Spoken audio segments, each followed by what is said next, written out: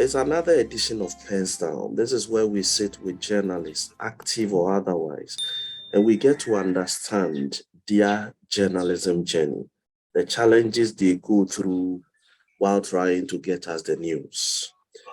My guest today is a development-driven and human interest-focused media practitioner with Ghana's leading media brand, the Multimedia Group.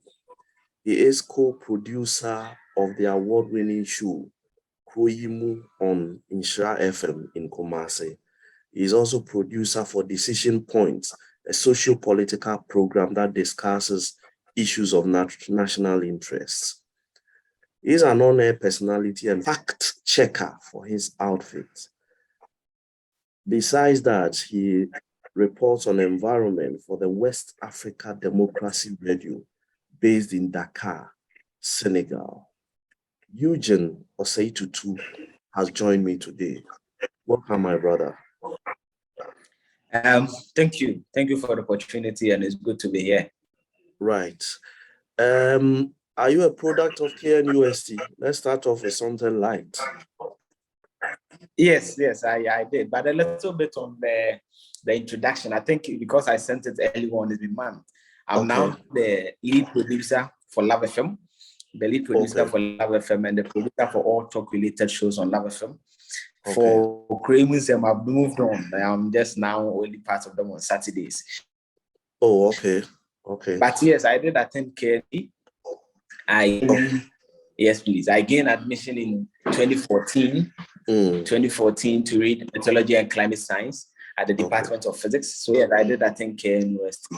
And it was part of my formative years. And the goings on the campus this week or over the past about a month should be making you worried as an alumnus of that great institution. Yes, these are things that cause for you to be a little bit worried about, all that you see. And as a media practitioner also in the region, you see the pictures coming, from the campus, the distractions that are being caused and all that. And it's a bit alarming.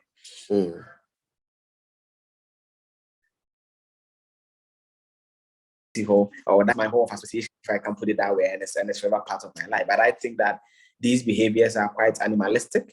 These behaviors are unbecoming, and they do not really represent what the rivalry should be about. It should be about academics. It should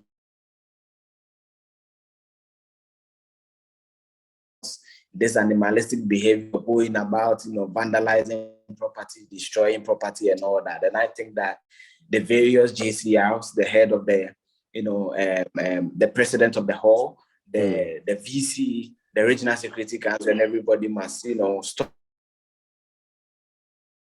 All because of what, Didn't see why senior you were Katangi, I see, and I stone you. For what reason?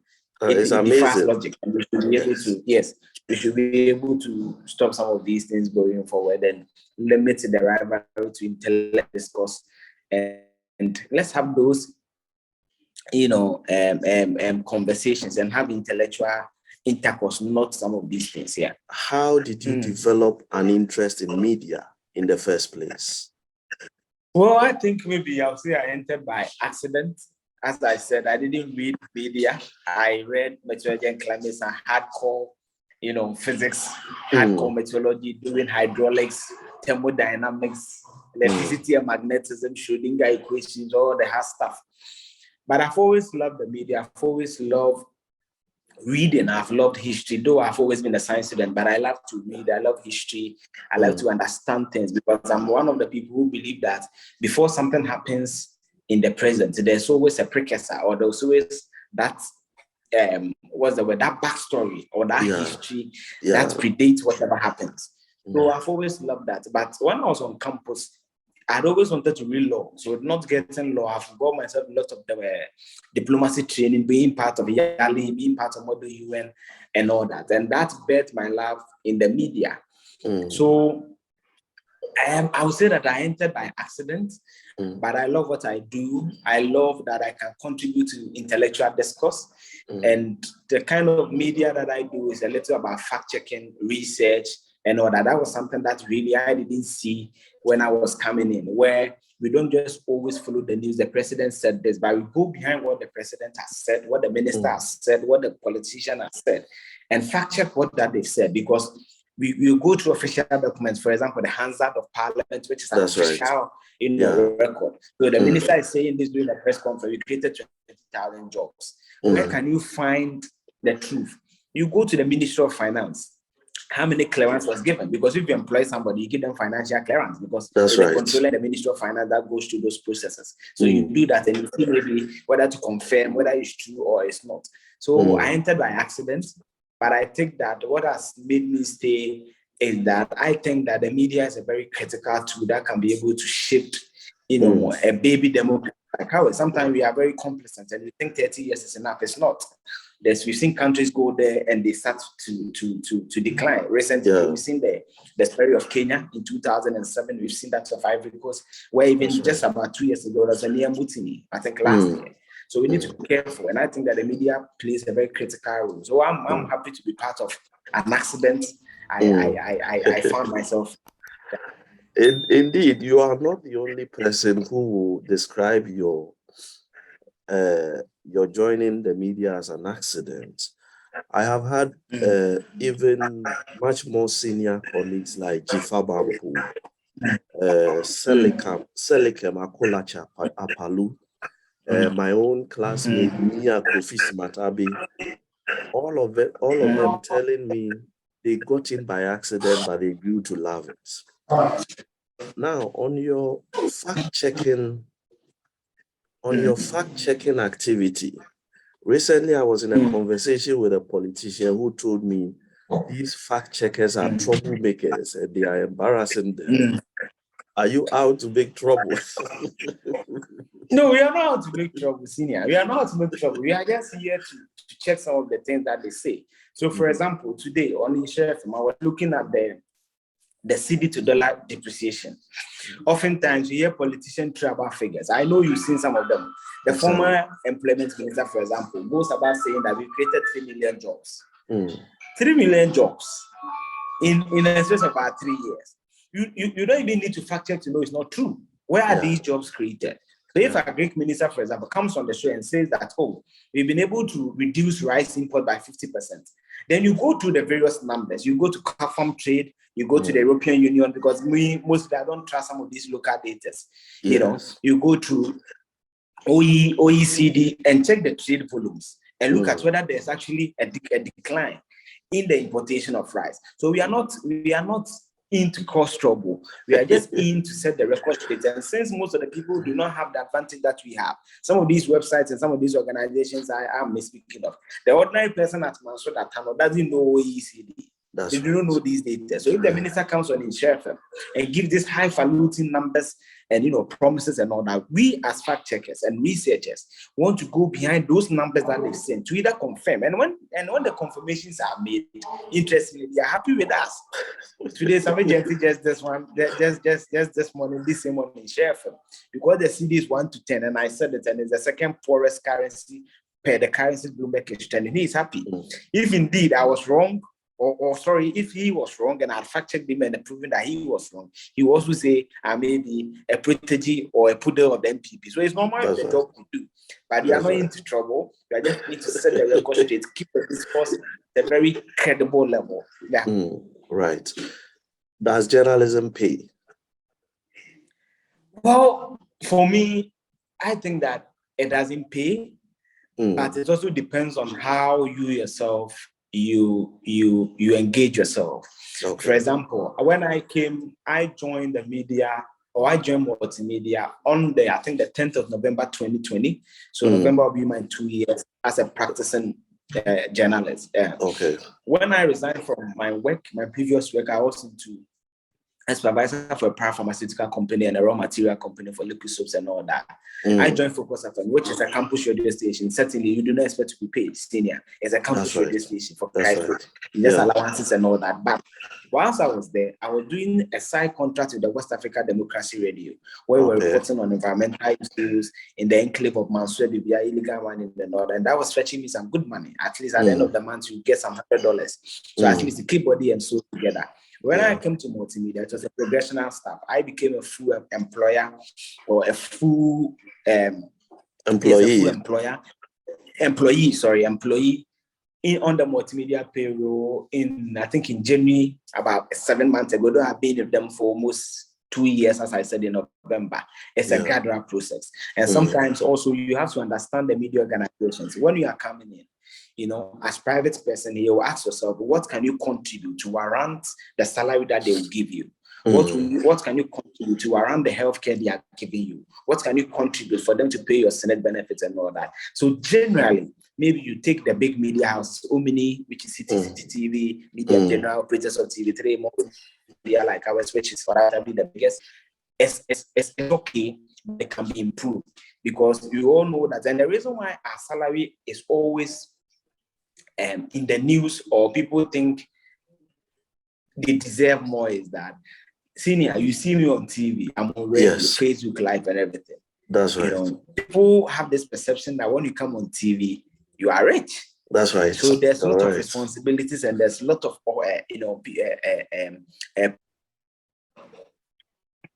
okay. So I think that it doesn't necessarily pay, but it affords you, the practitioner, the opportunity to make several connections, several links with people. For example, if I was not a practitioner, I won't meet your respected self. So it's an opportunity for me to network, leverage the opportunities you get to meet these people, these powerful people, politicians, these pastors and all that. And you'll be able to maybe have some side gigs for yourself. But I think that relying on your salary alone as a media practitioner in Ghana is tough. And it's not just for the media. Every other profession, you can't just rely on your monthly salary to prosper.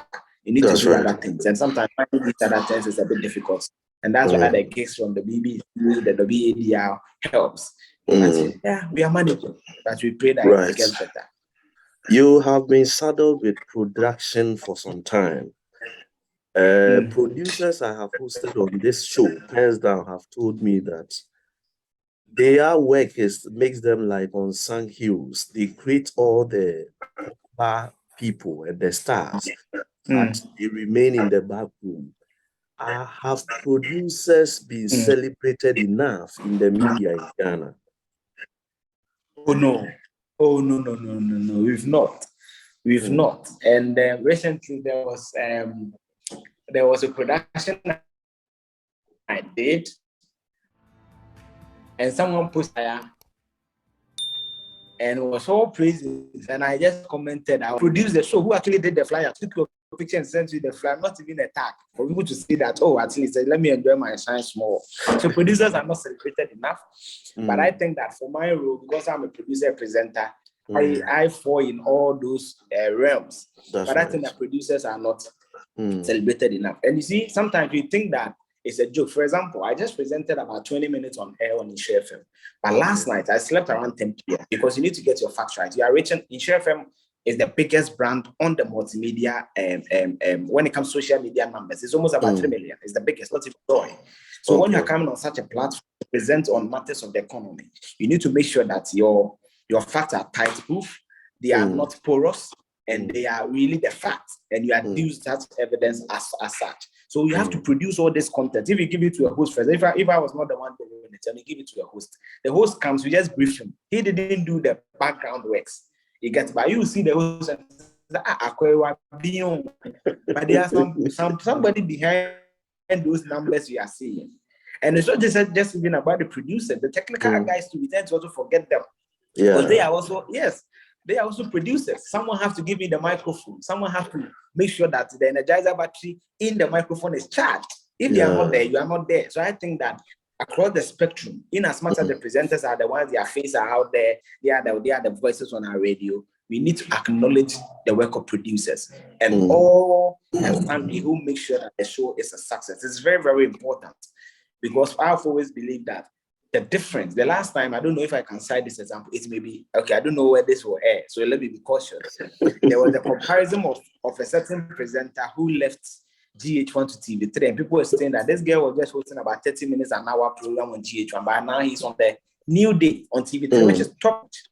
And is able to ask critical questions. So I was saying that the difference that we see in the lady today is partly due to production, because we also set questions for presenters, because we know the least, we know what the politician will be talking about. So it's very, very important that we celebrate producers. When we're talking, I even just was going through some of the award schemes, LTP and all that. I've never heard any category about producers. I don't know if there is, but I'm here to see one, that you have a whole award scheme celebrating producers. It's not. I think we need to do more. Or organize that to celebrate producers. Right. Multimedia Group is a brand that is the cynosure of all eyes.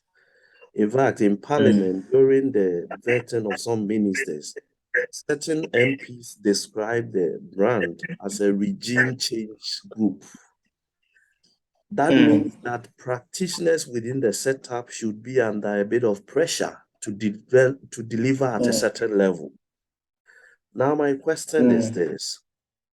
Has there been any time you have been approached with anything monetary or material to compromise the facts of anything you were doing?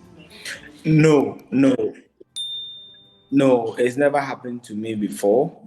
It's never happened. And I think that this whole regime change thing about multimedia is because, you see, when we came first, when it comes to English radio, when the GBC era was fading off after the whole Rekubebe issue, and all that.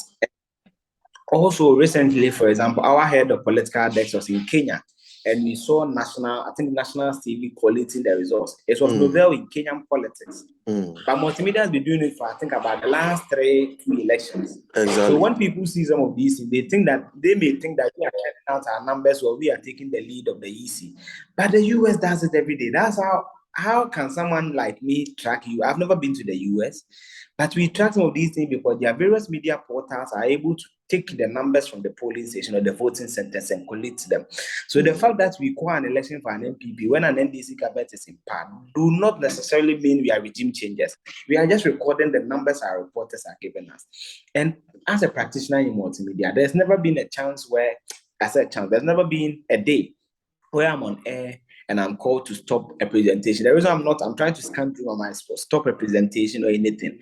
What happens is that we live in a world where today, when you are not careful and you defame people, they have legal ramifications, and the company is in for profit. So when you make some of these pronouncements and the company goes to court and loses, they have to pay. So yes, your program director may call you that, what you're saying is very, very good, but I think that you must wait for maybe to get the full facts on the issue. Maybe the issue just broke and you just go online and malign people and all that when you do not necessarily have the fact or you've not heard from the person. Those things are there.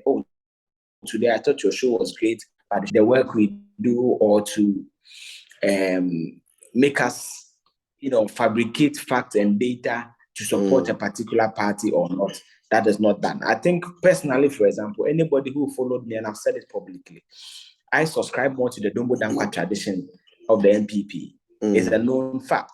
But go to my Facebook or just this morning, go and watch my presentation on InShareFM. The fact that I follow you closely.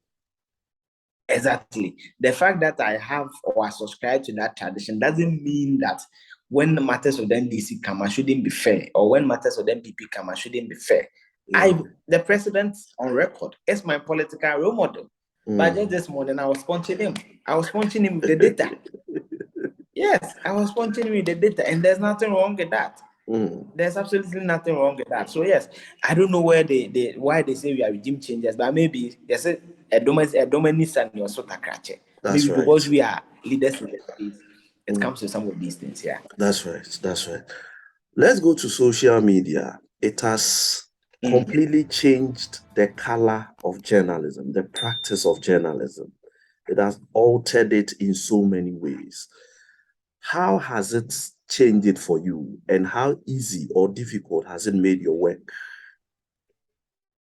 Well, I think social media is a hydra-headed kind of situation. There's a lot of positives, there's a lot of negatives, For example, when you take the media we have now, for example, multimedia and other media stations make lots of money from social media. That's one advantage of it. Yeah. The negative is also that traditionally you have to wait for advancements, MFA, Pau, Jifa, Bampo, and the likes to break the news. Now it breaks on social media, and you rather have to chase the news on social media. That's So right. that's it. But for me as a practitioner, social media has given me quite a following. And sometimes when you share your videos, you see the hike in numbers. Yes. You see the hike in the viewership on Facebook. So, for example, I'm almost close to about 15,000. I'm close to about 15,000 followers on Facebook. I have a verified account, and the verification gives you that semblance of authenticity or that semblance of uniqueness. So people are not able to duplicate your content or trying to clone your account or make it same as you when it's not you. That's so right. social media has given me, for example, publicity, mileage. There are a lot of people who test me background and say that we like what you do. And I'm a fan of people like H. Kwesi Prempe who wish me a personal birthday. It may mean nothing to people, but it means something to me. That there's some people because of what I do on Facebook who wish me that I am able to make contact as a media practitioner. The likes of Tio Champon came on my show because of what they do on social media, and I'm able to connect with them. You're also able to get guests for your show. You know, sometimes for me personally as a producer, I don't believe in the traditional guests that we have. One NDC, one MPP, one CPP talk. No, I don't believe in that. I believe in giving the microphone to the experts, to the neutrals, and sometimes even to the students, to the marketing. They can equally contribute to the quota or the development of this country. And social media affords you the opportunity to see all these people, what they are doing, and to be able to interview them. Let me give you an example. Just last Thursday, this lady who is contesting for the SRC president of Kenya. She's the only lady. She's fantastic lady. I saw her post on your Facebook. Yes, I saw her pictures on Facebook and all that. That's social media, Twitter and all that. And I was like, oh, so I contacted the team, someone I knew from Kenya, and they linked me to the manager. And because of that, she came on Love FM, and the response was that massive for her. She was actually tearing up during the interview because she was from that a small girl, second year student sitting on Love FM. We open phone lines and about 10 calls, 15 calls are coming to everybody want to talk and wish her well. That is, I got the opportunity to see her, to give her that platform and that feeling that she had that moment due to social media. So it has lots of advantages, but the negative sometimes is also that as media men, sometimes when stories come, instead of doing some due diligence, we tend to always want to go with the social media trend or vibe. We want to trend early, we want to be the first to break the news. And you've seen, I don't want to mention it, but we've seen some media houses suffer when some of these, and that's the negative we have, and something that we all collectively learn lessons from. I've also been at that stage before, and it's something that you all must learn from and improve the work we do as media people, because as I said, we are the forefront, and sometimes what people hear us say, they think that we actually the Bible, we are quoting the Bible to them, everything we say is the truth. So you need to be careful how we use the various medium to promote or propagate our news. If you agree with me, social media seems to have made or created richer bloggers in Africa than richer journalists. What haven't we done, which is why we have not been able to economically harvest the full potential of social media to our advantage as media practitioners? This is a tough one. I think my multimedia accountant should have been here. They make money from social media, but they make money from social media. No, I'm not talking about entities. I'm talking about individual journalists. The journalists. Yes. Okay, so for me, for example, I can't do what Zion Felix does. And maybe my style of journalism is also, I'm more into socio-political, so political. You know, the politicians don't pay. So maybe that's why we are not rich. But they are into entertainment. Almost every weekend there's an entertainment show. Almost every weekend is celebrating the news for some of these things that they do. And I think that they've also used social media to get partnerships. So as I said, 15,000. Maybe next year, maybe when it's with me, maybe 30,000. Then the brand will say that, oh, Eugene has 30,000 followers. Let's give him something to promote our business. So I think that maybe we as media men have not been able to use that platform to mobilize for ourselves followership and support to garner the numbers. When you look at the bloggers, I had the opportunity to listen to Amaya Debra, I think about a month ago on our sister station, City TV. And this is how I learn from people. I listen and watch a lot of stuff. And he was saying that he makes money a lot on content that mostly are controversial. When he set up his TV and was doing more hardcore stories, the views was not there. And at the point, he was contemplating stopping. The bloggers do not go through the systems that we go through. If I, Eugene, say to want to post anything on my Facebook, one, I belong to multimedia group. I'm under a contract. I have to make sure that whatever I'm saying represents a factual position. The person involved, if someone is involved, the person may not have any issues with me to file a suit or a complaint, right? But most of these bloggers are not associated, so they have a certain semblance or a certain window of freedom to do some of the things that they do. Then two, they have the followership, again, the numbers to be able to, for banks, corporate entities, even sometimes the media themselves, to pay for them to show their content on social media. We do not have that. So we have to also build that membership, and that's something I'm doing with my Facebook. So the brand will say, oh, take this 10,000 and promote first, because they make a lot of money from there. So I think that these may be restricted, that we are with established media houses and our contracts having their certain, legal, blocks that we have to be careful, or we have to somersault before we can be able to do all the things the bloggers do. And also the followership, because social media is about numbers. It's a numbers game. And all that. And also, for me, the last thing I'll add is maybe the kind of journalism I do, which is political, economic stuff. Most people do not like those things. So I think that is these are the reasons for me. What will you say has been the most challenging day for you? The most challenging day, one. I think maybe when I was reporting the election, then I was a Focus FM, and City had approached me to report on the elections of 2020 for the Gabin constituency. That was the first time I was on film, looking at how people are hyped up, the tension, people threatening to slap people because of results. I think, yes, I think maybe that day, at their side, that generally have a fair ride in the last almost 2 years. Yeah. Right. Now, any golden memories? These years you have been in the media, are there any golden memories you wish to share? Golden memories. I think that there are quite a lot. The media has afforded me the opportunity to see several people I've always watched on TV and, wanted to have that kind of connection. But one person is Professor Bafwa Jimendua of CDD, now the CEO of Fore Foundation. One of the co-founders of CDD, now CEO of Fore Foundation. If not the media, I don't think I would have ever encountered him.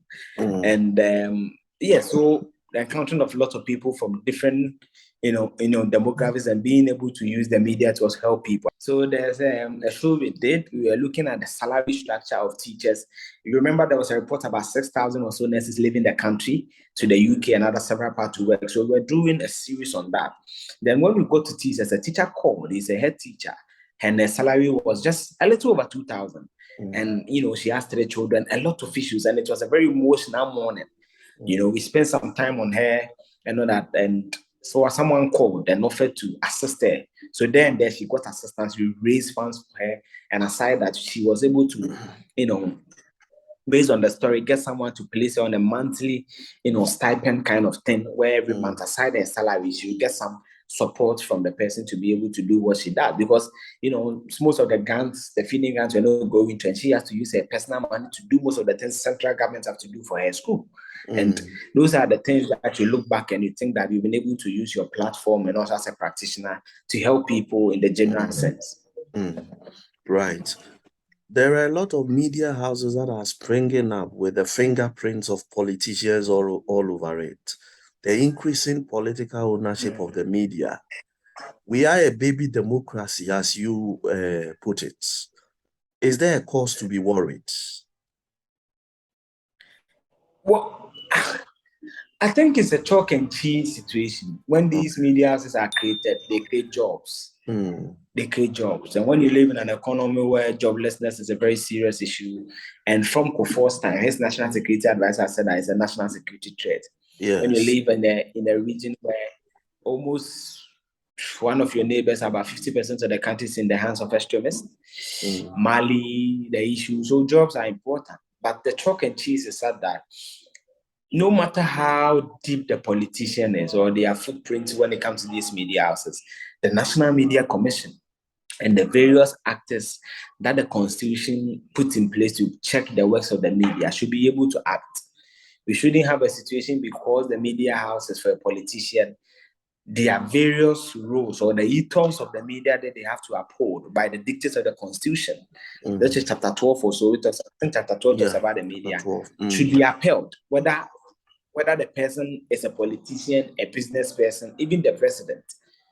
That media house must conform to the laid down rules of the Media Commission and the Media Commission and other state agencies that are to check some of these things. So I think that it's not necessarily worrying, but it's about the institutions. And it comes back to what Barack Obama said. You see, when you have strong institutions in place, senior, I believe with no doubt in my mind that we'll be able to check some of these things.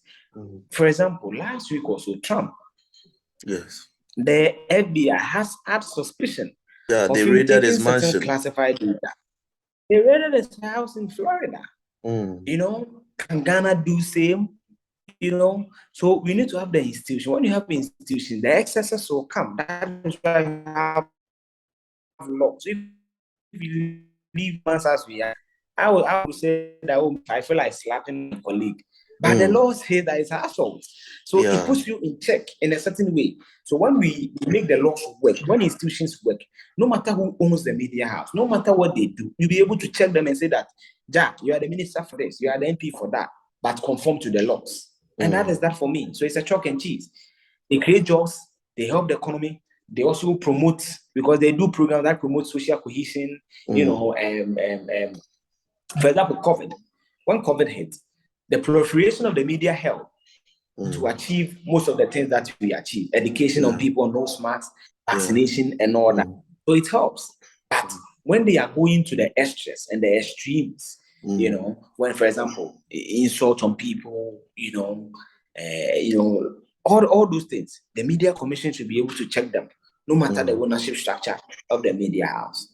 Do you support calls that journalists should be licensed? Do you support? Well, license to practice media, a bit tricky. I think that it depends on how, yes, it depends, because now even on social media, everybody can. That's why I don't like calling myself a journalist. I like to say I'm a media practitioner, because I'm not trained. That's right. I'm not. I don't have a certificate in what I do, so I am practicing media. Yeah. So I'm a media practitioner. But yeah, so I think that license. Where do I stand on that? I don't know. I think that maybe it may be a bit far-fetched. I think it's maybe a bit far-fetched, because if there was a license, will I have passed? I don't know. But I think that though I don't have a license, when you compare my wrongs and you write them down, I think I've done some good for myself. But I think that maybe we need to streamline.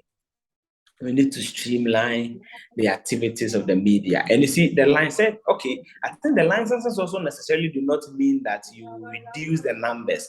But sometimes for example, when you take the Ghana Medical Association, those associations, they're able to come together as a unit to fight certain costs.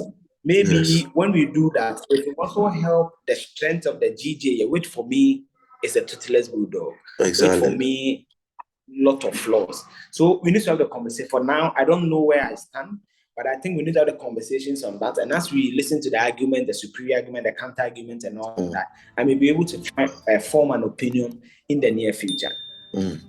What's your take on Solly?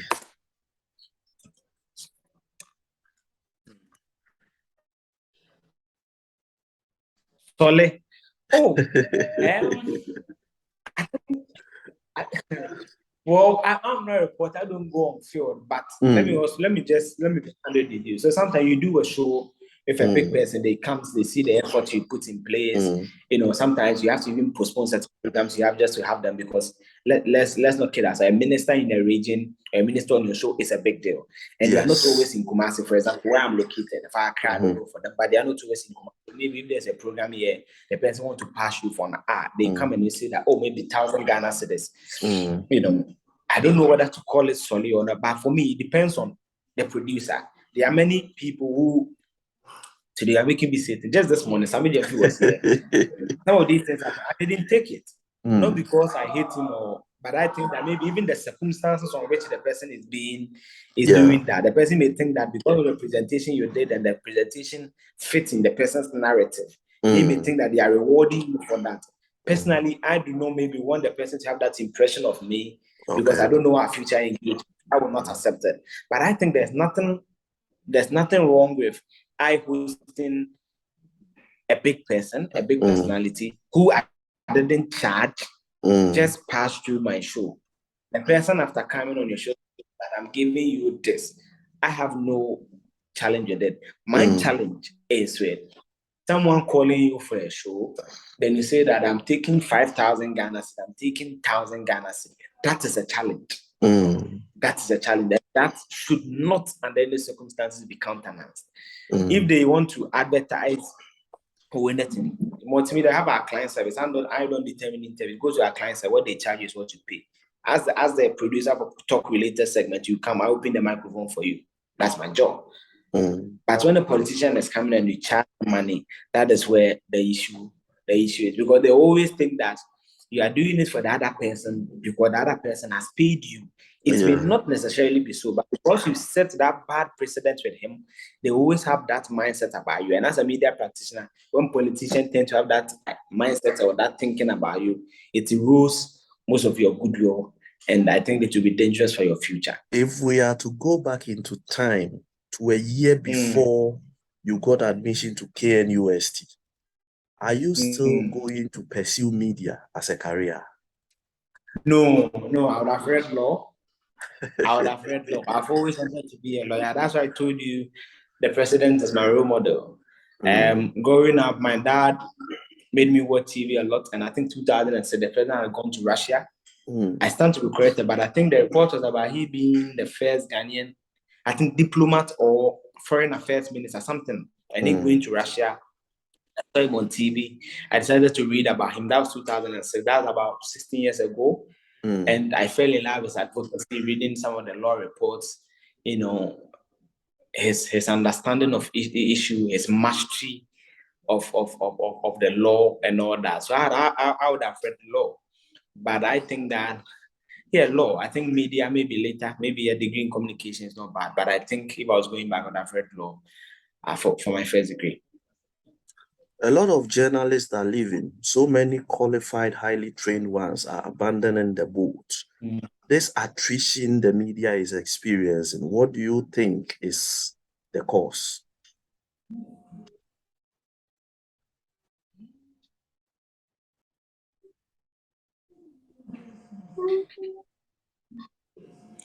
Well, I think that we have classmates, and you see your mates in telecommunications, in banking.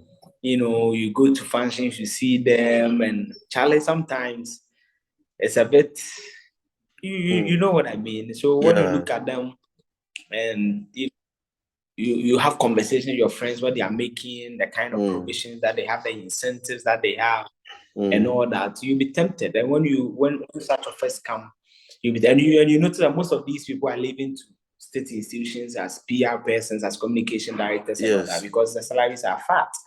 And what they will even end in a year is more than their 5-year salaries with media houses. That's a fact, and we know it.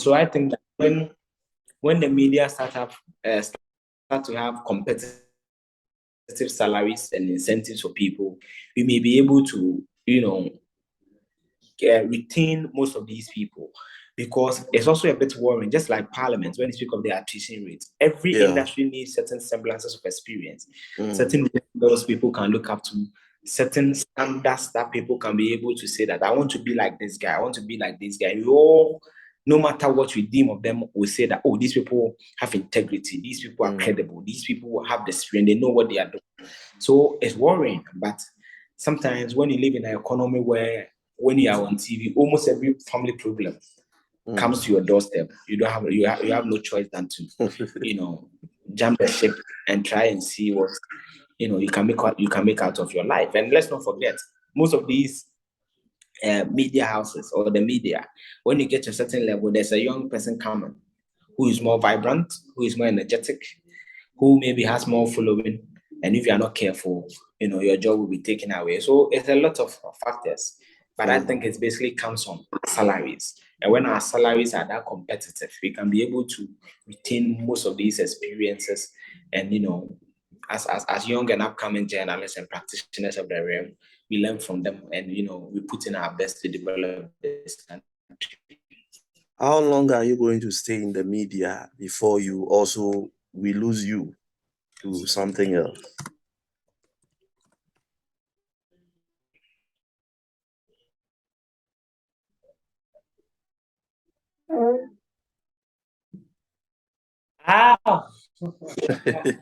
My employers know what this is.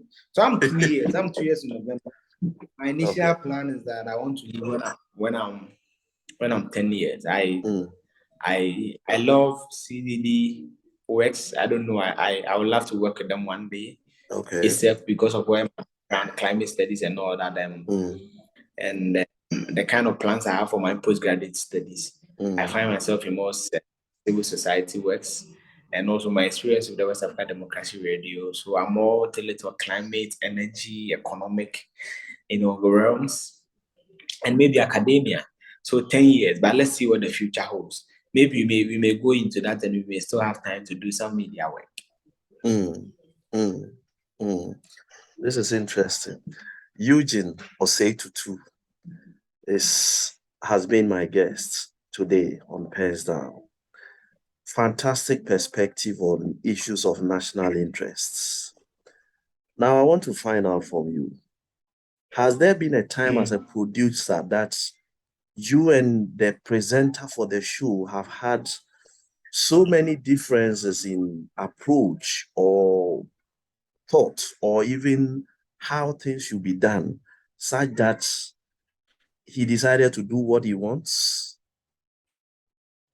Oh, no. So I produced Nana Jantua of Isha FM. I produced Yakwete, who hosts The Lab in the Morning.